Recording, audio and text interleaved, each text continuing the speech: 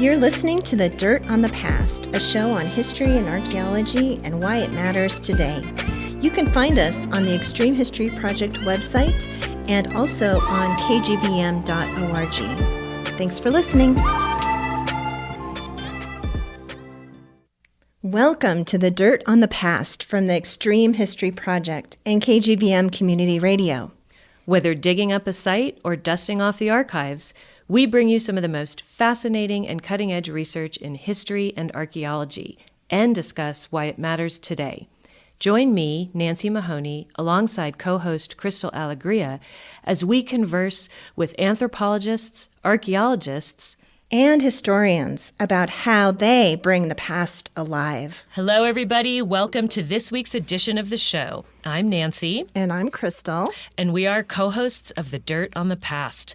This week, we are at the KGLT studios on MSU's campus, speaking in person with Sarah Rosenberg about her job as a historic preservation officer for the City of Bozeman. We are excited to talk with Sarah. But first, Crystal, how was your week? Checking in. Well, good week. It's been a really busy week because yesterday I went up to Helena, Montana, which is our state capital, and did testimony for the creation of Indigenous Peoples Day. So it was that's right, because they're in the legislature's in session. Yeah. Good for you. It was Senate Bill 141, and we were proponents of creating Indigenous Peoples Day here in Montana in replacement of Columbus Day. And so many states have done this, many towns have done this. Right. Bozeman, Montana has officially done this as well, and we have Indigenous Peoples Day. And so it was great testimony from, I would say, 40, 50, 60 people. Wow. And in front of the education committee. So that was a great day of testifying for this very important bill. We hope it passes. We hope it gets out of committee and that it'll go to the Senate, I think. I'm not sure how the whole process works. Exactly good. So that, I've been thinking about that a lot this week and then did it. And so it's kind of still up front in my head right now. Yeah. But so that's kind of what's been going on with me. But what about you, Nancy? What's going on with you this week? Yeah. And in the last couple weeks? Yeah, because it's been a while since we've done a podcast. Yeah. And I'm excited to get back to it. And I'm excited to be in this new studio environment where we have a little bit of an upgraded professional recording system going on that we hope we are going to be worthy of. So talk about, tell everybody where we're at right now.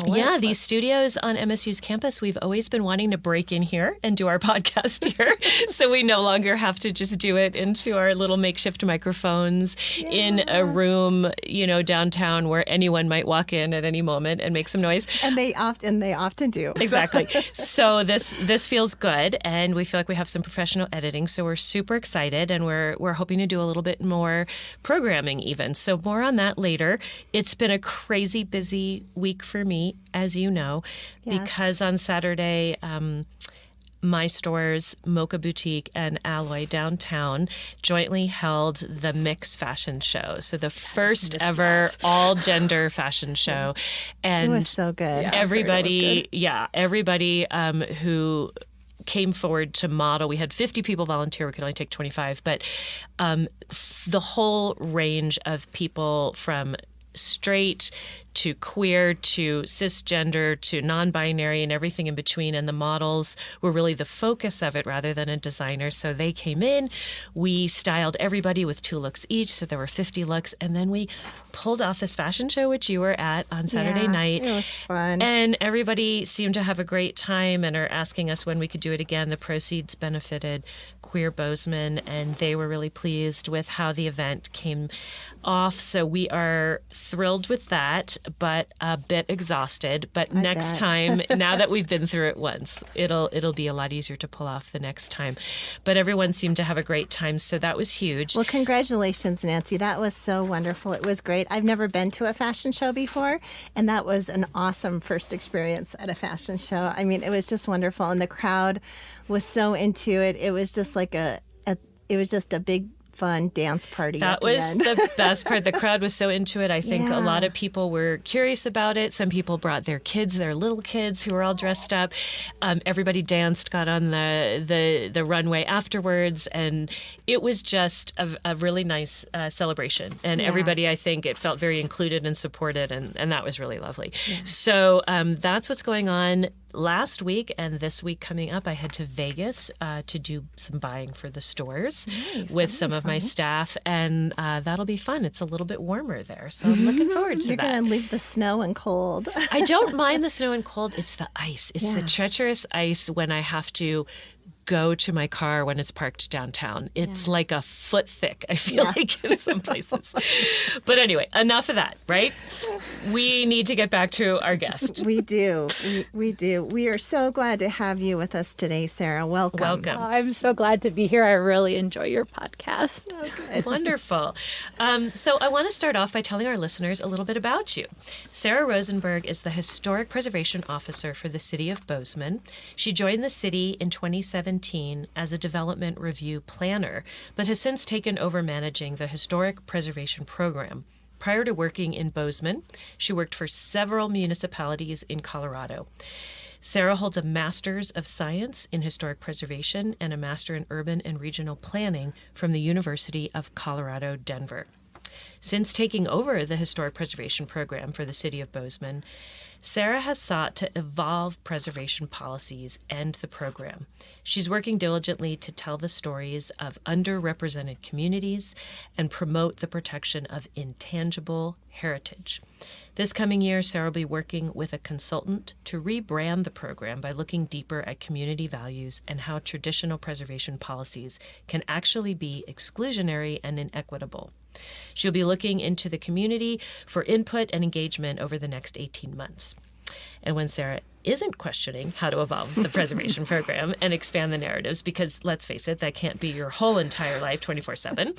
Sarah can be found adventuring with her wife and dog, tending to their backyard, and cooking delicious meals. Ooh, I'm excited to know you. Welcome, Sarah. Thank you. And I'm so glad I do know you, Sarah.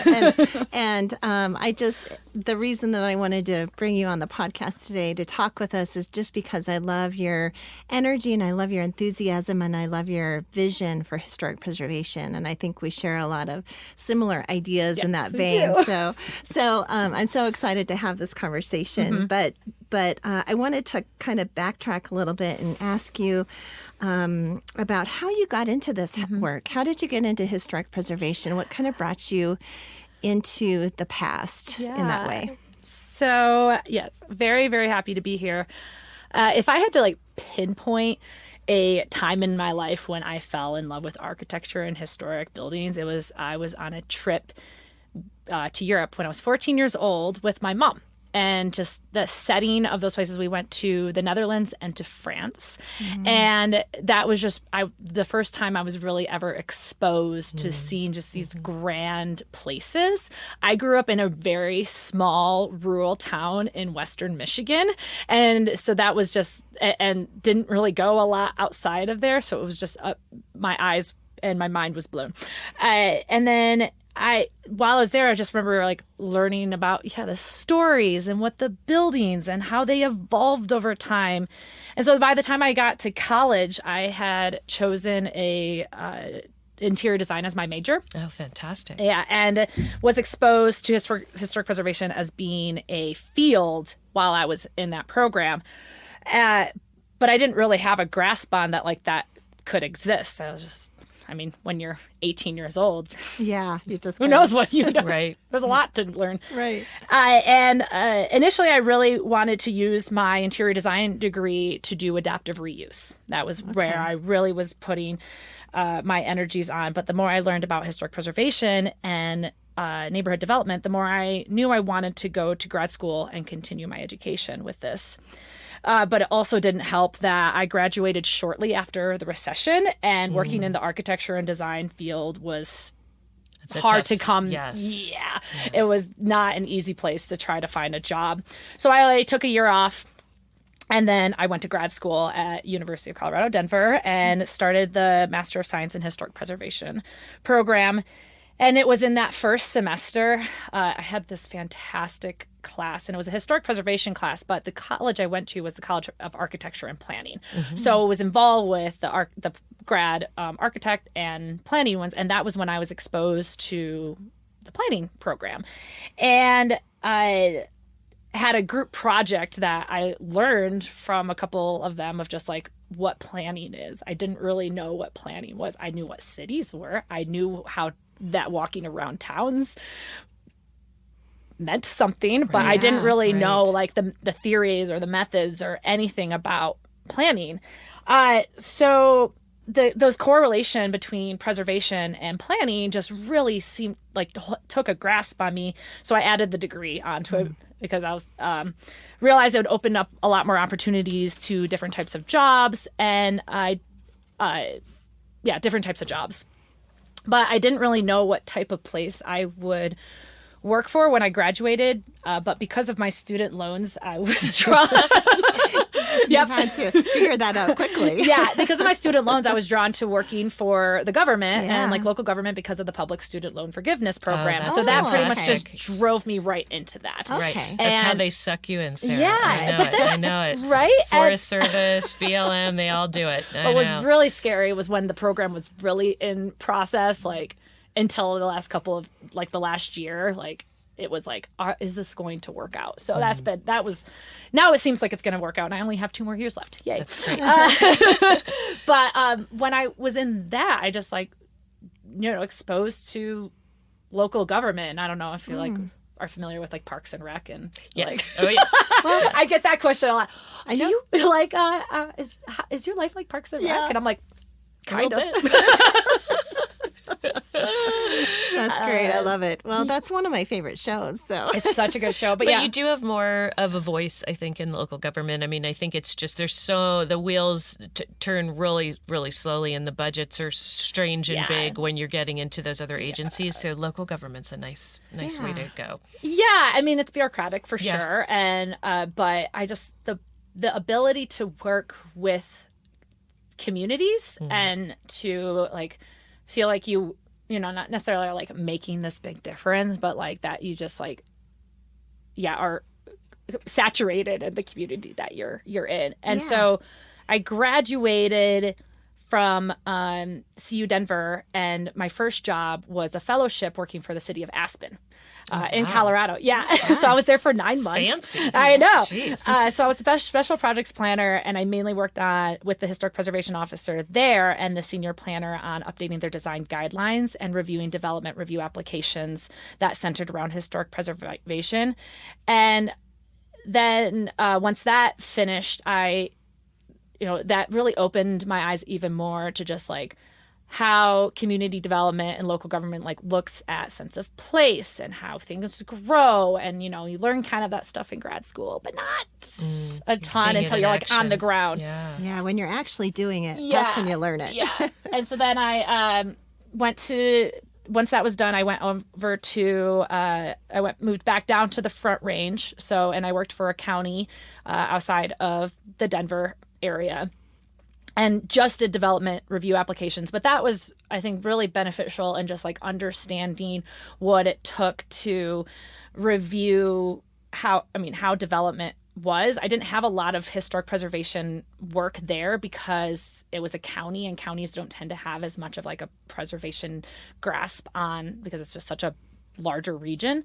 So I mainly did like development applications and subdivisions, and that was just where I learned like as planners, we kind of had to be like semi-experts in everything, like anything from transportation to environmental to social science to how people move through places, and especially being in the Denver metro area, it's just a lot's happening there. And so could you nudge some of the developers into directions or to making decisions that were then more beneficial to you? Thought the way traffic would flow, or use of include more green space or something, or how much ability did you have to help shape? Yeah, that's a great question. I think I think that you can as a planner. At that, I was at like the beginning of my profession, so I didn't really know how. I didn't really have that experience or felt that I had found my voice to be able to do that. So I kind of just felt like I was a paper pusher and like a little bit of just like a code monkey is what a lot of people who are in the beginning of like being in planning, what we call ourselves. And but it was good just to like learn that foundation. And nowadays I find that I can do that, and I can do that. I've been in the world of planning for 8 years. Like, you know, you find that just with experience. But yeah, I knew I was, and then also like in Denver and in that area, a lot of the planning's been done. It's been a city for a very long time, and I was really tired of the busyness there. And I knew I wanted to switch back to working for a city. I just felt that like the components of like sense of place and neighborhood development is just more key and more of my interest. So then I saw a job. I started looking for jobs, and I saw that the City of Bozeman was hiring for a planner. And I had only been to Montana once before that. I had been to Bozeman for a total of a day, but my partner, now wife at the time, used to live here, and then had just moved from Missoula to Golden, Colorado, where we met. And she pretty much immediately was like, I don't want to live here. And I was just like, oh, well, good. I'm ready to leave too. Yeah. So found this job, and then we moved up here, and I got the job as the planner, but I was doing, again, still I was development review, big subdivisions, master site plans, like all of those just larger developments. That's what I was reviewing. But I was working a little bit at the time with our historic preservation officer, who my predecessor, and got to work with him a bit on just some of the projects, but not as much as I'd want to. So then he left in spring of 2021. Yeah, and like and then I was offered that summer to take over the program, and I was very excited about it because it's like bringing me back to my roots, like what brought me to this in general. And then also like Bozeman itself. It just like has some great architecture, just has this really like, I don't really like to use the word character. I like to use the word flavor. Like that, like the flavor, I don't know, it's just like the components of it that just, is a huge reason why people are coming here and are drawn here. It's a wonderful place to be. So we have some good historic flavor. Yeah, we do have some good. So I'm very excited about developing the program further. Yeah. Well, I'm excited. I know Crystal and I love being able to work downtown. And we used to work on the campus at the university, which is fine. But it was always kind of a dream of mine to be able to have a business downtown. And then you had offices kind of way out on the frontage road. And then when you were able to get that historic brothel, that house, and then move in. I mean, I was one of the first people she called because she knew as a board member I was going to be like, we're going to make this happen. And you knew you wanted to go in. So you're like, I'm going to get Nancy on board. I had to get you on board, And then everyone else just kind of followed along. My office is behind the federal building on Black and Olive. So being able to just like be right walk there. Well, really nice. You really feel part of the heart of the community in a lot of ways. And I bump into people on the street all the time and what I'm doing. So I think it's one of the things I love about living here. I mean, I love having the views and everything else too, but I do love our flavor of our downtown. It's sassy. So tell us a little bit, because now you are the historic preservation officer at the city. Tell us a little bit about kind of broadly, what does that mean you're responsible for and what you have to do, but also on that day-to-day basis, what does that job actually look like? What are you doing? This is a big question. I know. So I'm like still considered a planner. So I still review development review applications. And what the City of Bozeman has is called a neighborhood conservation overlay district. It's this boundary that is based on the 1954 or 57 census. And so kind of considered like old Bozeman. And what the Neighborhood Conservation Overlay District, or NCOD, it was created in 1991 after a multi-year effort to survey older parts of Bozeman, which created many of our historic districts we have today: Cooper Park, South Black, Bonton, Main Street. There were 9 created between the 1980s and 1990s. And so if you have a property within that boundary, you have to go through a planning application, which is called a Certificate of Appropriateness. And this is a common application used across the nation for any jurisdiction that has any sort of preservation ordinance or program. And we have a section in our development review code and some design guidelines that need to be adhered to when we review those applications. So that's something I still regularly do, whether it's from houses to like larger multi-story buildings in kind of like the downtown area. But that outside of reviewing development applications, I also continue work on updating our historic inventory surveys. So what I said about the 1980s that created a lot of those historic districts, a lot of them just kind of stayed there. They hadn't been surveyed again. And what these survey forms do is just history of the property, architectural description of the property, and like is there any sort of tie of significance to it, whether it's a person, a place, an event, or the architecture itself.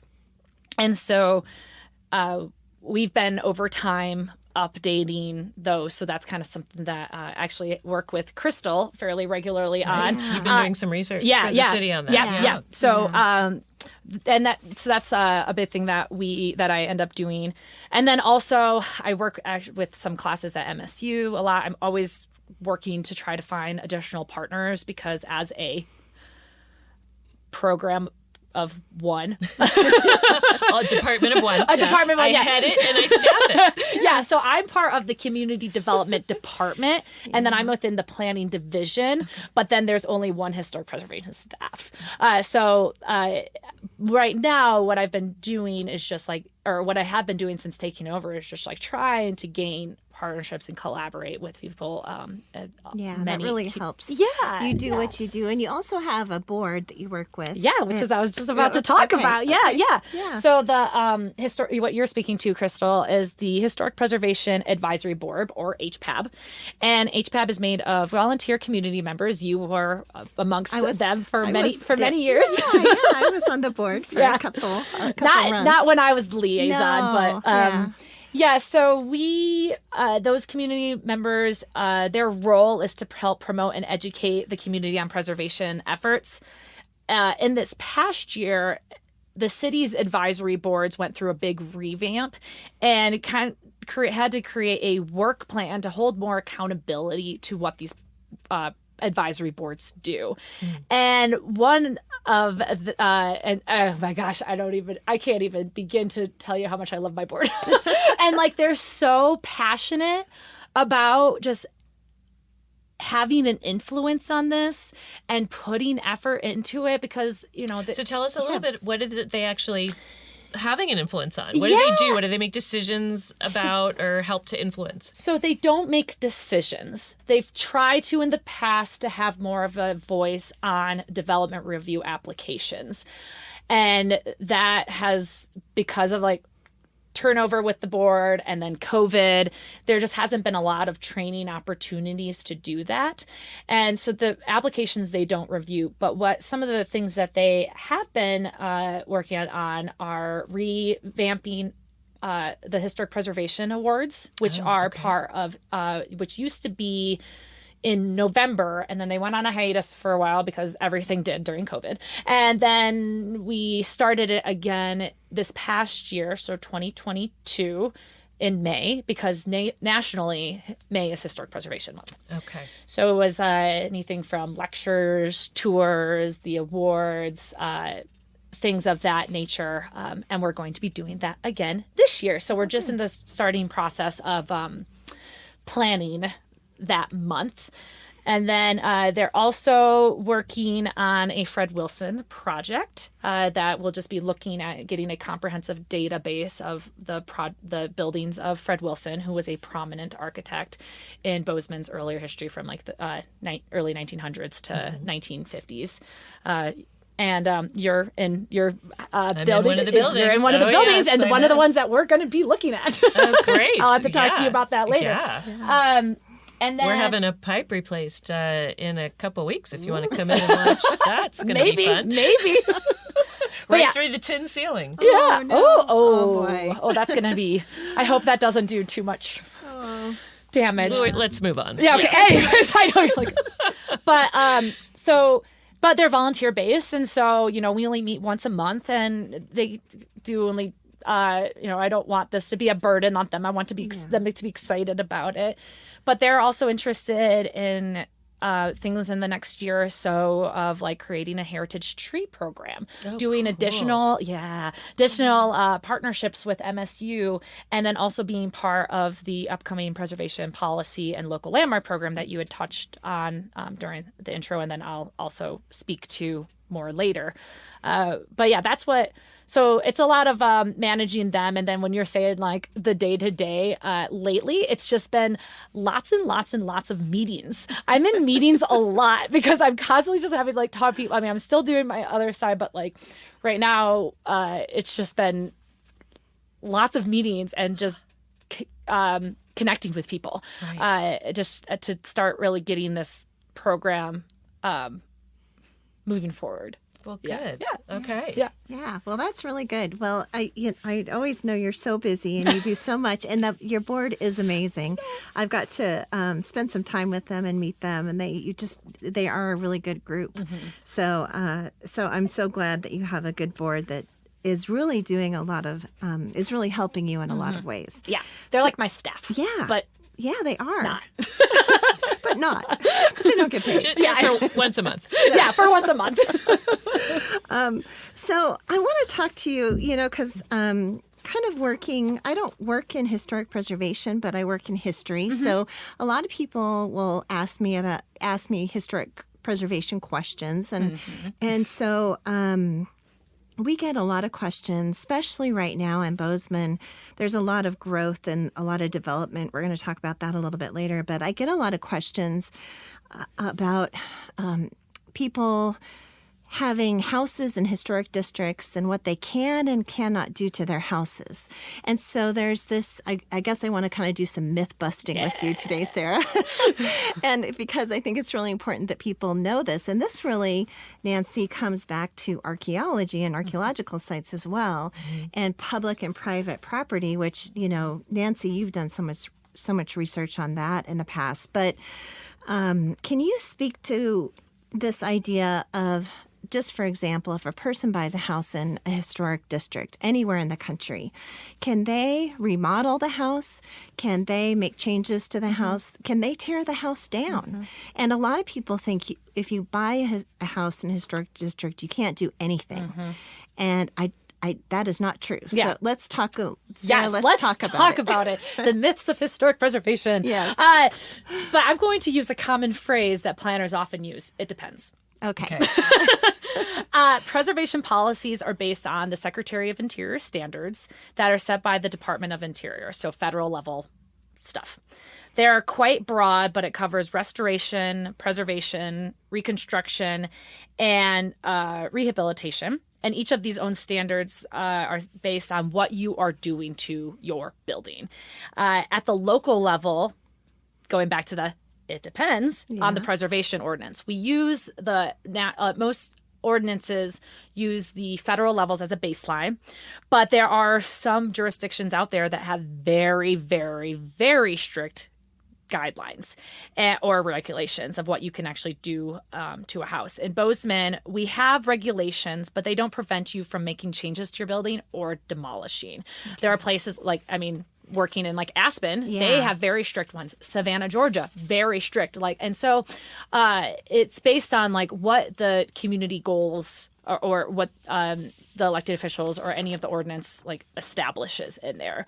In terms of how we review what changes you can do, we review if the change is appropriate. And I'm using quotations around this word. You can't see, the listeners cannot see, but the word appropriate. It's broad, right? Okay. And so it's subjective. It's subjective. That's also the word I was looking for. Thank you. But so we look at what is appropriate to the existing structure and the neighborhood surrounding. And if you're in a historic district, the level of scrutiny is going to be a little bit different than if you aren't. And so, as I said before, we have a conservation overlay district, the NCOD, that requires some sort of planning review in order before any sort of work is done, any sort of building permit. And we review these plans based on if it's in a historic district, what's the overall pattern or sense of materials and kind of things like that. But it doesn't mean that you have to freeze it in time. And so traditional preservation that's been around since the 1960s has a knack of being sort of a purist and kind of freezing things in time. Yeah. And in my professional and personal opinion, and as a planner, this isn't sustainable and it's not realistic. Cities and neighborhoods change. The only constant is change. Yeah. Right. And being on the National Register, it recognizes a period of significance, a person, event, or a style. And that's what it's tying to, is just that specifics. So is it more difficult, or does it require more oversight? So I have a couple questions to make any changes or do something if the house is on the historic register versus if it's just within a historic district. Yes and no, and it depends. I see how this is going to go. I know. I'm going to get a little more specific. Okay. Yeah. So here's what I'm going to say is that I was a South Sider, lived on the South Side until I moved out of town a few years ago. And, we did an expansion on our house when we moved in, as you do, trying to make it work for your family. And we had an architect and a contractor who were great at figuring out a way to put on what we needed to put on so that roof lines and things would complement what was already there. Yeah. So now my question is, who reviews that? Is it just the city? Is it you and your advisory board? Are there other people? Who has to say what Nancy Mahoney is doing with that old colonial house on South Fifth? That's okay. Or no? Because Yes. we also painted it some crazy colors. Yeah, so that's great. Well, first, on the painting and the colors, we don't regulate color. Interesting. Yeah, Good to but know. we do regulate materials. Okay. So, when you're first getting at the historic district or a historic, if something's on the National Register, we're going to look at the level of the Secretary of Interior standards, which are all of these kind of guidelines in some sort of way. They don't hold a very they hold merit if you have it tied to your code, but it's voluntary, right? And so expanding upon your house, exactly what you were talking to is that it's allowed. We just want to make sure that the roof pitches or any sort of addition is subordinate to the primary, that it's not necessarily taking away too much from the actual structure. So changes are meant to be meant to be managed, not necessarily prevented. So if our neighbors said, I don't think that, do they have a say? Don't say sorta. No, not or... no. What I was saying is Just making faces. not really, because I mean, you can have a neighbor complain about things, but until you actually make a comment and it's based on actual findings versus just I don't like that. Yeah. Well, why don't you like that? Design is subjective. What do you like about it or don't like? You have to tie it to something that you don't like. When we are reviewing these certificate of appropriateness, so we have two levels or two kinds. We have the neighborhood certificate of appropriateness, which you went through, which is just residential. We have a commercial certificate of appropriateness, which is everything that would be on Main Street or larger buildings. Yeah, Mendon. Yep.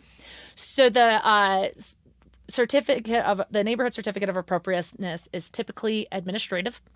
It is me or another planner reviewing it. We look at our development code, The section is 38340 if you want to get real technical. Well, if something was really like, this person is trying to do it on the cheap and it doesn't work, what then do you do? Do you go back to the contractor, the building owner, and try to massage them in a different direction? Or do you have the authority to say, I can't issue you this permit? Or... So I don't have the authority. The director of community development is the final say. Oh, good. You get to pass the buck. I can pass the buck. That's the kind of job I want. But, we're the reviewers. We're the ones who are taking the code. And we also have some design guidelines that we have to review of being like what to determine like what if it adheres to that. Right. And so it kind of all comes down to the code. Really. It comes down to the code, and where I think like and for us in the city with the City of Bozeman, we've had this program and this code around for a while, which has been very helpful. But in some cases, it hasn't really evolved to things, and it changes, and it's kind of are we talking about the federal code? Or are you saying the city code? The city has developed its code, and it's based off of then kind of these broader federal standards. Yeah, kind of. At least that section. But you said like Aspen or Savannah, certain places have a much stricter code for certain areas. So like for me, when I go to the North Side neighborhoods, right, the South Side, North Side, Northsiders get away with murder, right? Like they take down whatever, and they put up these super funky, interesting, awesome, and sometimes it's tight packed in. It covers almost the whole lot. And so is it because that historic district came about differently? Were there different people at the city? Or like it's just super interesting, but there is that eclectic feel on the North Side, which I love, frankly. But I feel like if those North Siders tried to do that on the South Side, a lot of South Siders would be like, get back on the North Side. Yeah. And these are all like, this is the questions I deal with on a very regular basis, especially when reviewing development review applications. And so when the Northeast neighborhood is part of the Conservation Overlay District, but it is not a historic district. Okay. So the historic district, and you're on South 5th, so were you in the Bonton? South 5th all the way. No, I was way down by you were the university. So Yep. Okay. So, no, I don't think you were in one then. No, you weren't. A big frustration was just like, well, this was how it was reviewed then. How is it reviewed now? And that's a constant challenge with being a regulator of a code and a planner, because like as cities evolve and change and things are set and policies are set, precedents are set and whatnot. But in the Northeast neighborhood because now don't they have some historic district overlay up there now, or for part of it? They have the brewery district, but it was only for the Lurkine Brewery, which no longer is there, and then the Lurkine Mansion, and then the little single-story structure across, which was just kind of like an industrial warehouse, and then a couple of the houses. It's very small. The Northeast neighborhood has been a very vocal group of wanting to do something to maybe kind of help to regulate some of those changes, because that was considered our working class neighborhood when it was developed. And a lot of these houses, which were smaller because it was our working class development, they were torn down, or they're being torn down because people want bigger. And so, and we, as the code stands now, we have some provisions to prevent that, but they're very minimal. And because we're growing at the speed that we are, another reason why looking at our preservation policy this next year is to make sure that we are recognizing some of these more these prominent areas that like stories are being lost. Yeah. Okay. All right. Lots of good stuff. We're just going to pause for a minute and take a station break. You are listening to The Dirt on the Past with co-hosts Crystal Alegria and Nancy Mahoney on KGVM Bozeman or wherever you find your podcasts. We are speaking today with Sarah Rosenberg, a historic preservation officer with the City of Bozeman, Montana. Well, Sarah, you answered my question. But which one? But it is complex. It's really Mm-hmm. complicated. And of course, every town in our nation has its own code. Mm-hmm. And so every place is a little bit different. But they all kind of adhere to a certain degree to the National Historic Preservation or the National Register. Mm-hmm. So it's interesting. But yeah, I encourage everyone out there to go and look at their code and see what it looks like, because most people don't. And it is really interesting. And it's always invigorating to read through. You might need... I'm being sarcastic. I know, you might fall asleep a few times while you're reading it. You'll have to have a strong cup of coffee with you. But it's really important, because that is the basis of everything when it comes to historic preservation and what development you can, in general. Yeah, and development in general. But the basic answer is that is a myth, largely. It is a myth. And that you can do things, and that, Right. I mean, it's one thing if it's like if you have a historic house and you want to change the windows and it's this Victorian home, and then you have single pane wood windows and you want to switch into vinyl, we're going to probably say no. Yeah. But there's other materials out there that can fit and that can still do the same thing. It might not be as cheap as vinyl, but we kind of want to make sure of that, because also vinyl windows aren't necessarily the greatest in general. Yeah. But I digress. Yes. But yeah, I think that's important, and it's interesting to know that you can make changes, though. Yeah. You maybe You not can your make windows, changes. but you can make changes, and you can unfortunately tear things down. And so unless you live in Savannah or somewhere like that. Yeah. But I always advocate for a stronger code when it comes to historic preservation here in Bozeman, because ours is a little weak in those realms. But I wanted to ask you a little bit. We've started talking about growth, and here in Bozeman, we've had phenomenal growth over the last 10 years or so, and that really plays into your job and what you have to deal with on a daily basis, because you're always having to figure out how to move forward with growth so that it works for the city's needs, but also works historically for this historic flavor of Bozeman. Yeah. I usually say character, but I think I might change to flavor now. And we have, because we're growing, we have a lot of developers who are proposing developments as they do.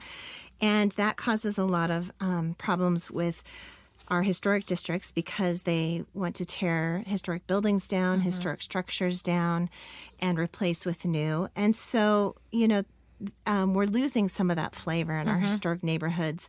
Not as much in our downtown, which is good, but we are losing some of that. And, to me, the reason that we're having so much of this growth is because people love the look of Bozeman. They love that historic downtown that we have, this beautiful downtown. They love that south side neighborhood where you used to live, Nancy. They love the north side, eclectic neighborhoods. And so if we move forward with developing all these areas and get rid of all this historic structures and all this historic flavor, then where does that leave us? Yeah. So I guess, that's what you have to grapple with every day. So. Yeah, it's true. And it's a huge challenge, right? And like every growing city across the nation is dealing with this. And I could speak hours upon hours about it, but I don't think we have that time. We don't. but give us an overview. Yeah. So like, as you alluded to, Crystal, people are drawn to cities for a variety of reasons, and the ability to move to different places, in my opinion, is wonderful. I'm for growth, but with this growth, we need to ensure that the health and livelihood of everyone is taken into account, whether it's through housing, employment, health, safety, and cultural heritage. However, the methods, policies, and histories of both planning and historic preservation have not been kind over the years to doing this. We kind of have a weak code, as you were saying. Yeah. And so as it stands right now, we do have some regulations to, again, going to use the quotes, prevent change. If it wasn't for the NCOD and the boundary over the past 40 years, the city would probably look even more different. Yeah. So that has that has been a really great tool, but it has not evolved in the way that zoning and land use has. And also of just like trends, communities, those kind of things. I think that is one of the major downfalls of preservation. This is an issue across the nation. And and started in the 1960s, and it has taken a lot of time to get to a place where we are really, as a profession, starting to kind of push back and question the inclusivity and the benefits of it. We have really great standards in our codes, but there are also so many contradictions between zoning, like your residential zoning, your commercial zoning, your industrial zoning, your allowable uses, the height of your building, the setbacks of your building, the road width, all of those kind of things. But there's a lot of contradictions between that, even in our code. And balancing this is difficult. And constantly as a team, we are in the process of we're like discussing this at staff meetings. I have the planning division, really great team, always looking to try to evolve some sort of code. Changing the code is not easy. It has to go through a whole public process, and then the city commission are elected officials who make the final say. I see. Yeah. So right now, we're actually doing that. We're updating our development code. So that's going over project design, building design, transportation pathways, your zoning, your allowable uses like housing, and then all of those kind of things. And within that lies the historic preservation section of the code. But that's not part of this overall code development that we're working on, because it's kind of its own animal that needs to be zoned in a little bit differently. And I'll get into how we're looking at that. And so how we're looking on updating its policies and revamping the program. But back to your kind of question about balancing the needs of growth and maintaining historic nature is we can work with homeowners and developers. And this kind of alludes to some of the things that we were talking about before. But we're able to work with, homeowners, builders, architects, developers to consider a plethora of things that we think that would be in the best interest of our community. But we still are a property rights country and established on capitalism. And so we can only do so much.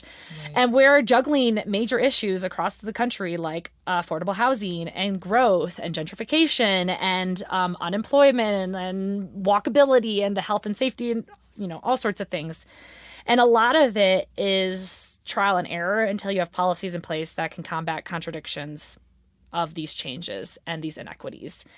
And there's only so much, it's a lot to take on. It just, as things are growing, as communities are changing, trying to figure out how to implement the policies that are in place or evolve those policies, I can imagine, as well as maintaining preservation. So that sounds like that big, crazy part of your job that I think would keep me awake at night. Yeah. But I want to get back to a part that really captured my attention. When we were talking about your bio and your interests, there's this intention to include basically stories of communities that have been underrepresented and promote protection of something you're referring to as intangible heritage, which I think sounds very interesting. So please, Sarah, expand on that a bit. How are you moving forward with that goal? Why it is that this has become a goal of yours today in present community? Yeah, these are really great questions, especially when I was kind of reading through them and I was just I was writing notes and then I was just finishing up a sentence and I'm like, oh, that leads right into the next one. It's just is really great. Intangible heritage. Yeah, let's talk about that. Because there's people out there going, what the heck? Yeah. Let me back up just ever so slightly about, just preservation in general. So we have a national register. We have recognition of these structures or these places, whether they're archaeological sites to actual buildings. And they've been around and been designated since the 1960s.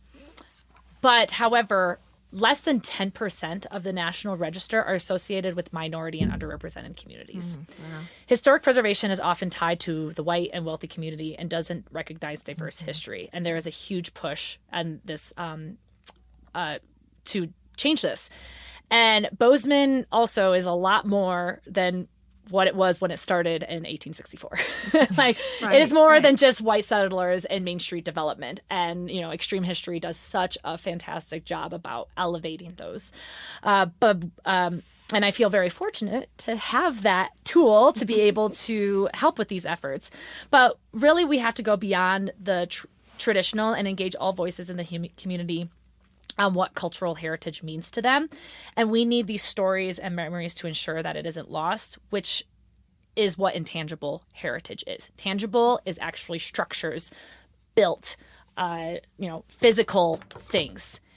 And so some of the things that we have done is that with using extreme history, we have started to identify houses around town that were owned by underrepresented communities. But what we are needing is we need data. Mm-hmm. We need this information to help create these policy decisions and to develop this program, to evolve it, to be able to tell the whole story of our community and our region's transformation. Traditional preservation methods haven't pushed this until more recently, and we need to get outside of what is comfortable and known and engage in the community on promoting local heritage as well as intangible heritage. We need to be asking questions like, what are the stories that haven't been told, and what about these people and places can create healthier communities in which all identities can flourish? Mm-hmm. So that is the things that we're pushing to do this at a national, but it's kind of slow going. And I mean, I do think that with a lot of these other efforts in other sectors is that we wish it would have happened 20 years ago or 10 years ago, but at least it's happening now. Yeah. Right. I mean, the whole movement to really look at national monuments and creating different ones than have been before, sort of in the last, really beginning with a push under Obama to absolutely. Have urban places, underrepresented communities, all of those things be designated national monuments. It seems like it's part of that wider movement to really tell the whole story, which is something at Extreme History we're so excited about and we doing. need to know our histories. We need to and express whole our people have been left out and paved over, and and so that intangible heritage is the culture. It's a community. It's experiences. It's a memory. It's nature. It's song. It's the arts. It's those kind of things. And so not only am I wanting to flourish the intangible of the stories of Bozeman as a city, but then also of just what makes up, what has made up our community, not just again, starting in 1864 and how it's developed as the built environment. How did this place become its place? And so with the indigenous community and our valley, the Gallatin Valley, there's just and we have really great organizations and really great people, and with Montana State University and Mountain Time Arts, who have just pushed for getting these on the set. So it's really awesome that we're having a platform for those voices. But we also need, but if we want to be doing that to actually make sure that it's held accountable, you need policies in place. Going back to kind of Indigenous Peoples Day. Yeah. We need those policies in place. And so the City of Bozeman, which I feel super fortunate for, that we have city management and directors and a city commission who is actually pushing to pushing to change and provide resources to develop these policies in realms of equity and inclusion, and promoting voices. Right. It's a good timing. People at the city who also care about these. Yeah, I would not be able to be doing this if I wasn't supported. So I feel very fortunate for that. Yeah, I think so too. I think that we're really lucky right now to have the city commission that we have, and that we have the people in place, the leadership in place with the city, to let you do what you really want to do. And there's gonna be there's pushes and pulls for it. There's there's a lot of division in these topics. It becomes political. It becomes split. And so and there's gonna be mistakes. There really, really is. And I'm not gonna agree with a lot of the things, and the community's not gonna agree with a lot of things, but it's just until we kind of do these trial errors and just start trying to get more of the getting these identities and voices to be able to speak up and not get intimidated by that, we're not going to know what works. Right. Yeah. So I love, and this is, of course, I love what you're doing with this intangible history, and I love, this intangible historic preservation push that you're making.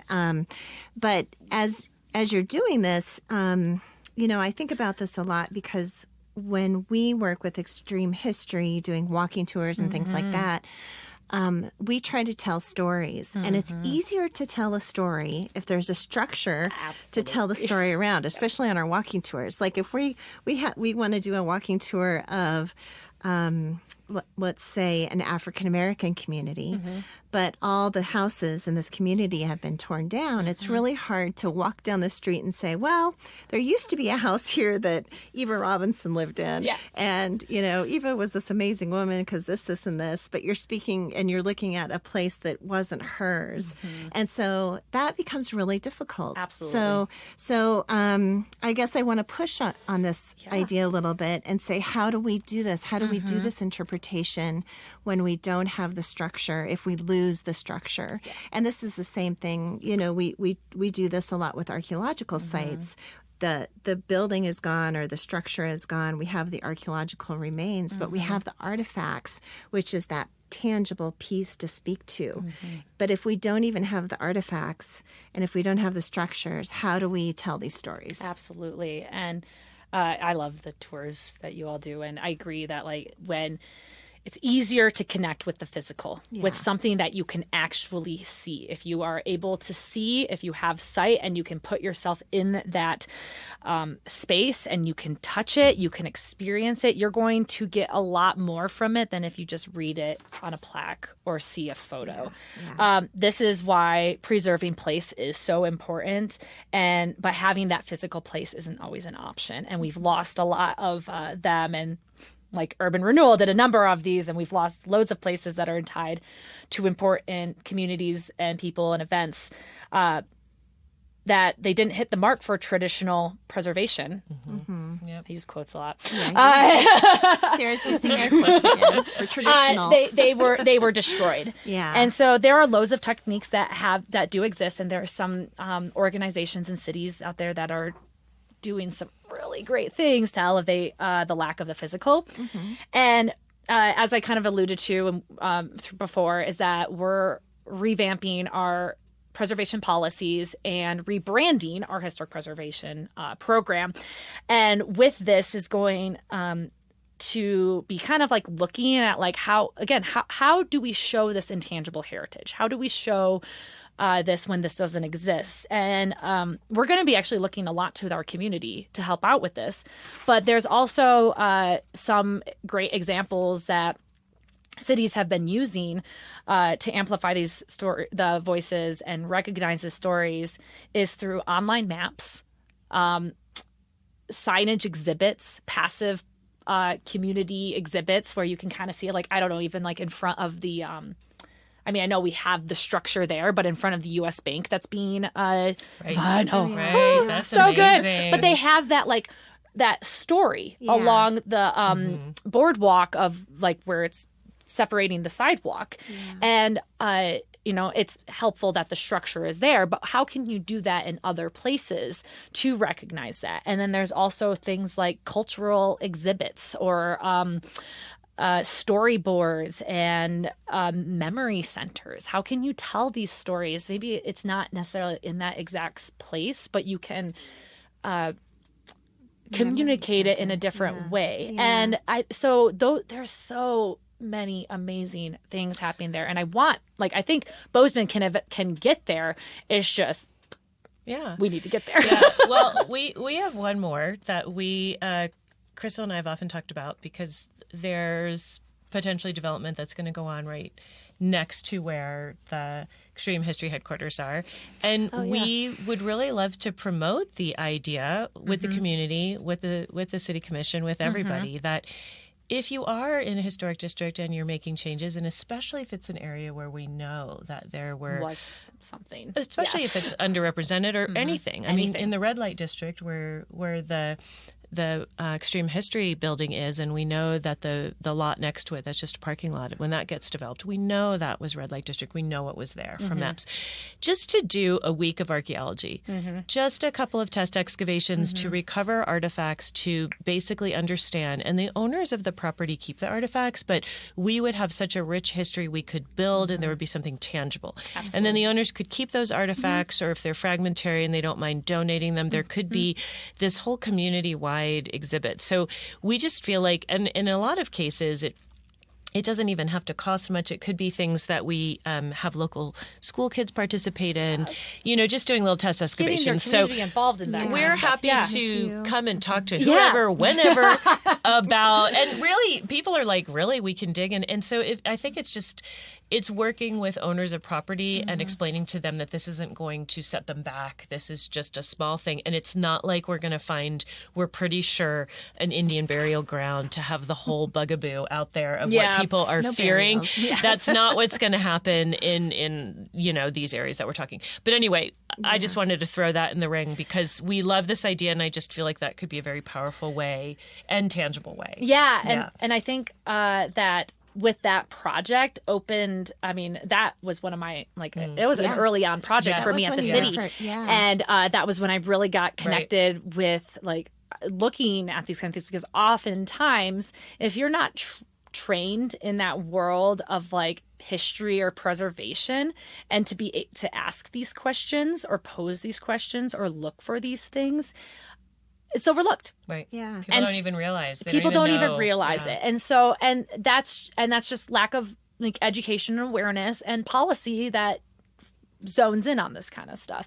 And so, I push back a lot with developers and creating what we, part of these projects of being okay, well, if you're doing this, please try to do this to replicate. So with that property, that exact do an archaeological, or with the Deaconess Hospital. The Deaconess Hospital has been demolished. They salvaged most of the bricks, the columns, the terracotta, the sign, and all sorts of things that then we're now working with them of what we can potentially do to recognize it on the site. The building might not be there anymore, but there are those kind of things where it's that's the tangible isn't there, but there can be some sort of recognition through other exhibits. There's descendant communities of all kinds that care about all those different aspects of what Bozeman was. And so, Sarah, really our goal here is to change the world one podcast at a time.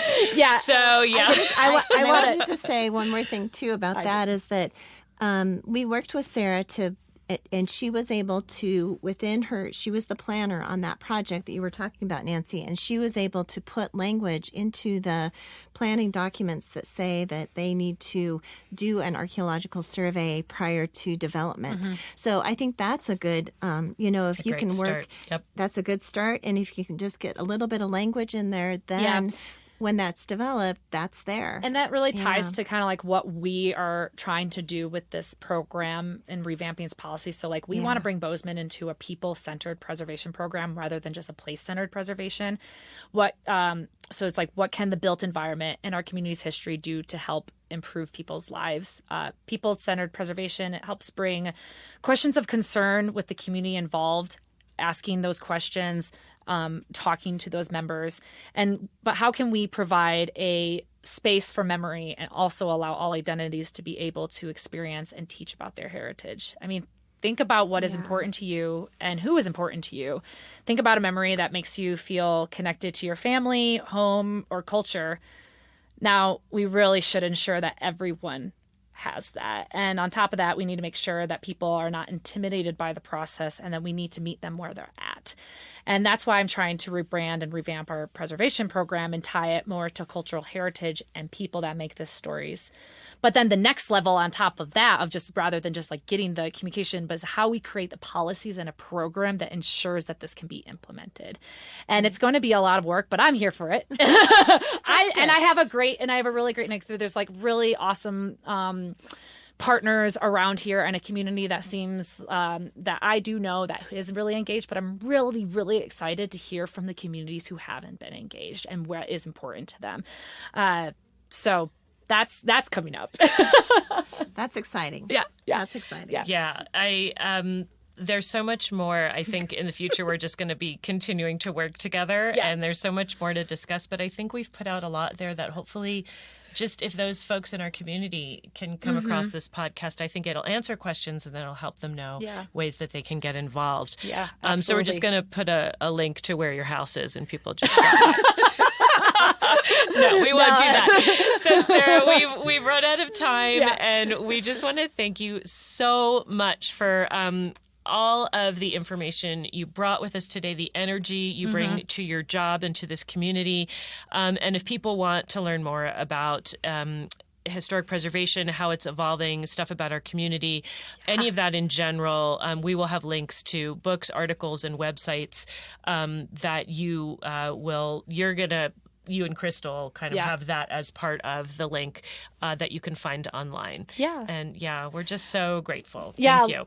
Absolutely. I'm very happy to have done this because I think it's just like the education or knowledge is power. And so it's like being able to know more about this, and it can be very intimidating to try to figure out how to even go about doing something like this, especially even getting involved or understanding what local government does. Like, local government's not scary, and like we are local government. We are local government. Yeah, local government is all you. of us. Yeah, exactly. Local government is us, and and so there's a lot of opportunities that I will be reaching out, like that will be kicking off this preservation policy and program in April.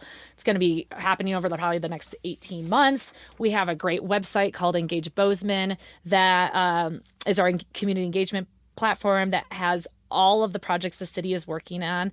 And this is a great way to stay engaged. We have a historic preservation page on the City of Bozeman website. And we'll also be, having events and kickoffs of Preservation Month in May. So there's all sorts of ways to just kind of like get plugged in if you're interested. But then also you can reach out to me directly, and I'm sure email or something can be posted on the web. But I'm happy to connect. I'm happy to have these conversations. I think they're very important to as our city continues to grow and evolve. Yeah. And I love the idea of how open you are and how engaged the city is to talking with the community right now, because we are our local government, we're our state government, and we're our national government. Yeah. We are that. Yeah. So it's important to make the changes that we want to see. Absolutely. Again, knowledge is power. Right. Exactly. Thank you so much, Sarah. It was so great to have this conversation today, and maybe we'll have you back in May during Preservation Month, or maybe we'll be talking more about what the preservation plan looks like in the future, because that would be wonderful too. I would be happy to come back. Wonderful. Well, thank you, Sarah, and thanks to all of our listeners out there for joining us today. If you love this podcast, please tell a friend and make sure to subscribe so it shows up on your podcast feed. Leave a review on Apple Podcasts or on Spotify. And thanks for listening today. And we hope you can join us again to find out more about the dirt on the past. And I just wanted to say a big thank you to our editor, Steve Durbin. Steve we've kind of changed over to work with KGLT now. So Steve said he would still help us, but he's not going to be our main editor anymore. And we just wanted to give him a big thank you. Steve. Yeah, he's been amazing. He's helped us for the last 2 years, so we're so grateful to him. But I also wanted to thank Lawson Alegria for mixing the music, John Chadwell for helping us get the podcast out in the world. And I do want to say a big shout out to Drake Pinnell and Sierra Thomas for their help now. So they're going to be helping us a little bit more here in the KGLT studios. So thanks to them.